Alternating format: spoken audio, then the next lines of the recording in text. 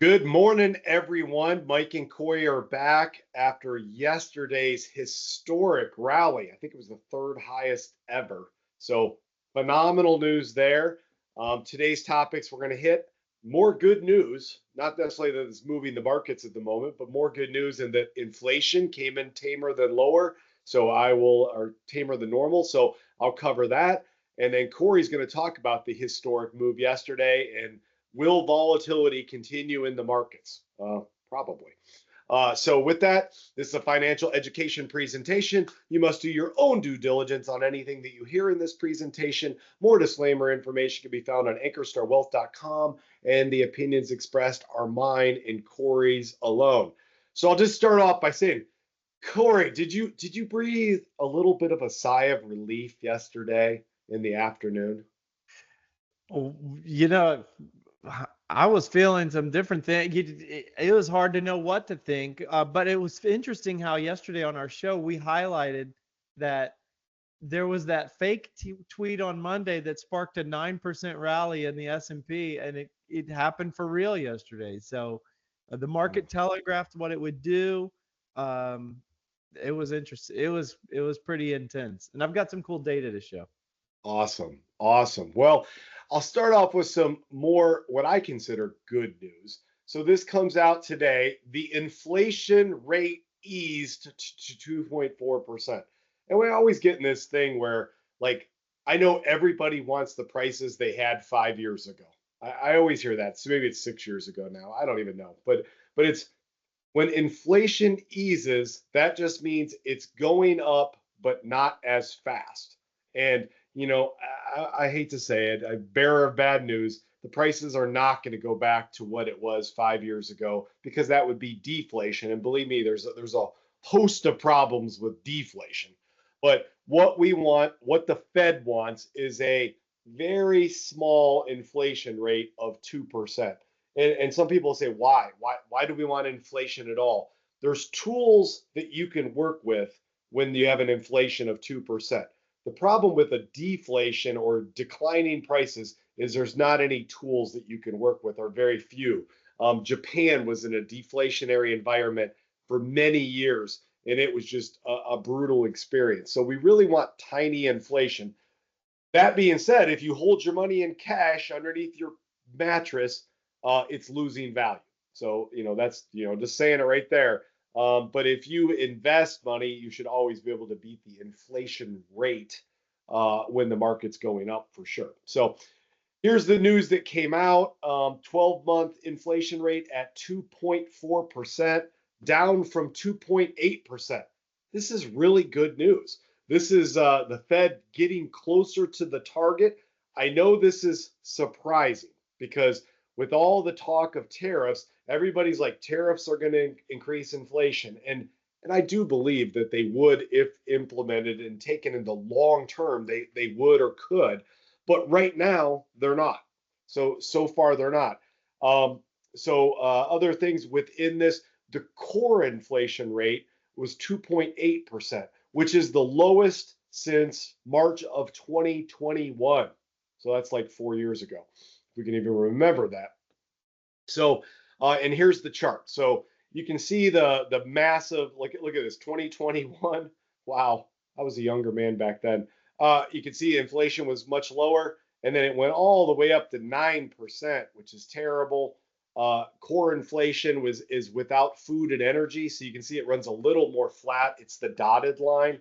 But then you can see the continued drop, and then obviously hitting the low point since 2021. So when I saw this report this morning, I thought, oh, wow, the markets are going to love this, because here's what this means. If inflation is in check and the economy starts to slow, which it's definitely slowing, the Fed can reduce the discount rate. That's the interest rate that affects so much. So, like, I thought, man, the market's going to love this. So what did the market do? I'm just going to pull this up before I flip it to Corey. It's down 3%. So, considering the historic yesterday, some of this is just like kind of a profit taking sellback. And then obviously there's the tariffs are not, we're out of the woods momentarily, but still, there's tariffs with China going on, still a trade war, basically. Even read where, at over 100% tariffs with China, basically it's an embargo. I mean, that's what it's on the verge of. So, all the indications of tariffs are not gone. They're going to continue to hang over us. So I can't say that, oh my gosh, the market's just going to scream higher from here. It isn't necessarily going to do that. But with the inflation number, it is a good sign. It's a good sign so far, and we'll continue to watch the jobs number and inflation going forward. So with that, Corey, take us away to historic good news. Yeah, well, we'd been doing the other for a few days where it was worst day since, but okay, we finally got a best day since.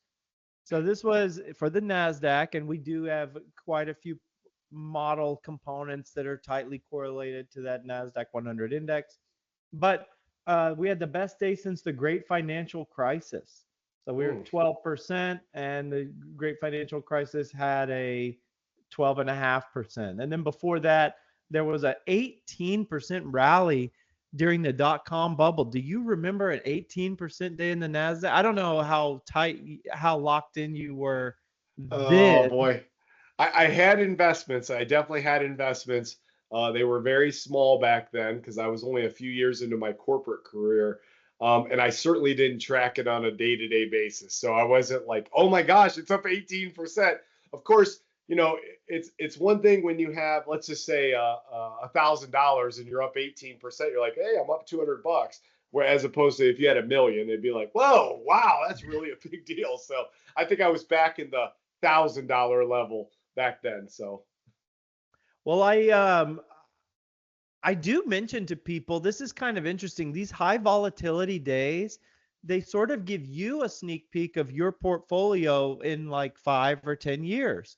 If you're consistently growing, a long-term investor, investing over time, month by month, dollar cost averaging, those daily moves become larger, right? And of course, a 10% move at the index level is extremely rare. That's not really even healthy market behavior, but whatever, we'll take it, right, when it's going up.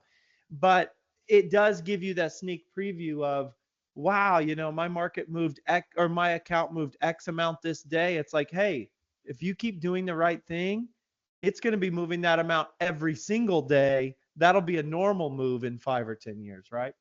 For the great financial crisis, that 12% didn't mark the bottom, but it was part of the bottoming process. And for the dot-com bubble, it didn't mark the bottom, but it was, I don't know, a little, almost halfway to the bottom, I guess. Will this one mark the bottom? History says maybe not. Mike, it's interesting to me to think about the tariffs started last night at midnight. We haven't seen any fallout, any earnings reports. We haven't heard from any CEOs, any guidance. We don't really, this is all preemptive activity, just trying to get something priced in. So what's the reality of the situation? We're going to have to let that unfold.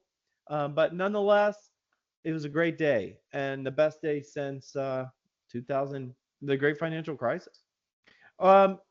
Another best day. What about if I told you there was a best day ever? Best day ever for the Magnificent Seven. Now, they haven't been around as long since the great financial crisis. Some of them are a little newer. And of course, they weren't coined the Magnificent Seven until what, 2015 or so? Was that when that term became popularized? Well, they were up 14. If you just own the Magnificent Seven, let's say you're, heavily invested, Apple, Amazon, Google, Nvidia, Meta, Microsoft, Tesla, you'd be I accidentally nixed it, but it was up 14% yesterday. 14% in a day. That's, again, not really a healthy move. No company could generate that much additional market cap value in a single day, aside from maybe a buyout, which didn't happen, but we'll take it, right? And that's normal in this environment in a way because volatility is so high. So I was wondering to myself, okay, Mike asked what happened earlier. Corey, what did you think with the 9% move yesterday? Part of me was thinking, okay, can we just be done with the volatility? Like, is that it? Can we just go to some nice 0.5% moves? Let's settle this thing down. And so far today, the answer looks like maybe not. We'll see. But I'm wondering, when is this volatility going to end, Corey? Make it stop.